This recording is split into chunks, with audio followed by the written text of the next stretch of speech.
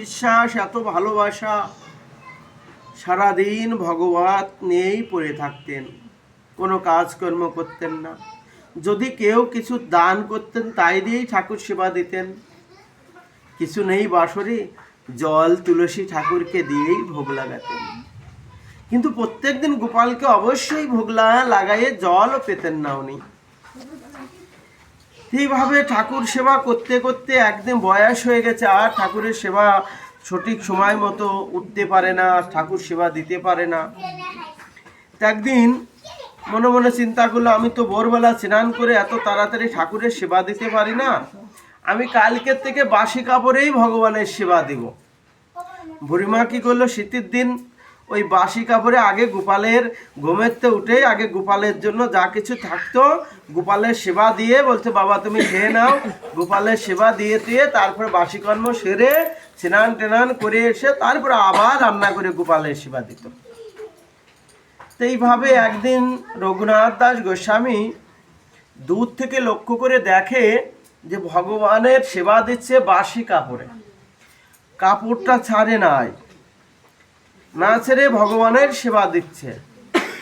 তখন ওই রঘুনাথ দাস গোস্বামী পাদ ওই বুড়িমাকে বলছে, বুড়িমা তুমি যে ঠাকুরের সেবা দিচ্ছ, তুমি বাসি কাপড় ছাড়ো নাই, তুমি স্নান করো নাই, তুমি তো এইভাবে ভগবানের সেবা দিচ্ছ, বড় অপরাধ হয়ে যাচ্ছে। বুড়িমা বলছে, আমি বয়স হয়েছে, বৃদ্ধ হয়েছে, আমি স্নান করতে পারি না এখন সকাল সকাল শীতকালায়, আমি তাই এমনি ভাবে আমার গোপালের সেবা দিয়ে আমি বলো, মা অপরাধ হয়ে যাচ্ছে, তুমি কালকে থেকে এইভাবে আর ঠাকুরের সেবা দিও না। এই বুড়িমার কথা শুনে ওই বুড়িমাই কালকের থেকে আর গোপালের সেবা দেয় নাই।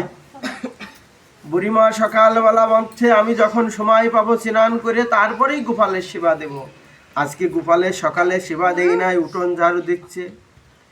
গোপাল এদিকে সিংহাসনে বসে আছে, গোপাল মামা বলে ডাকছে, ও মা তুমি যে সকালবেলা উঠে আমাকে সেবা দাও, আজ কেন আমার সেবা দিলে না?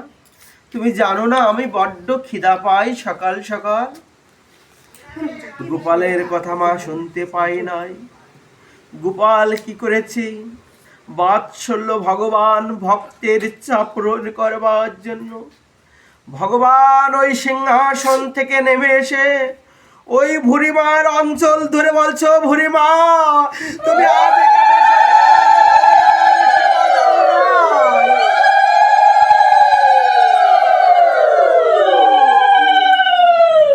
বুড়িমা বলছে, দেখো বাবা, তোমার সকালে সেবা দিলে নাকি অপরাধ হয়, তাই আজ থেকে তোমার আমি সেবা দিব না।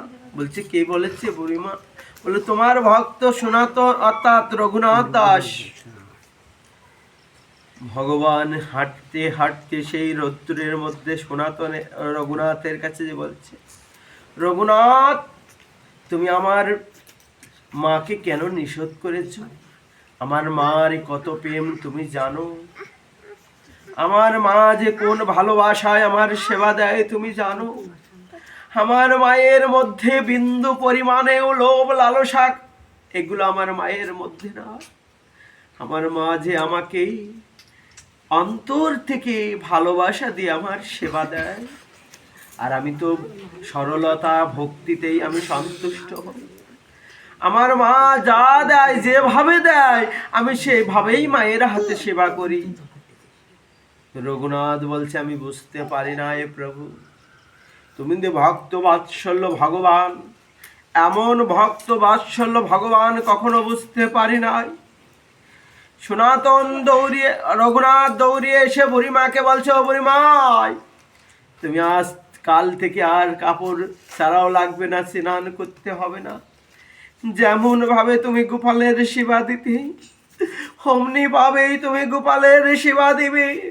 কারণ আমরা কত দ্রব্য রন্ধনে করে মন্ত্রতন্ত্র করেও গোপালকে ডাকলে গোপাল আমাদের কাছে আসে না, আমাদের কাছে খায় না, আর গোপাল তোমার কাছে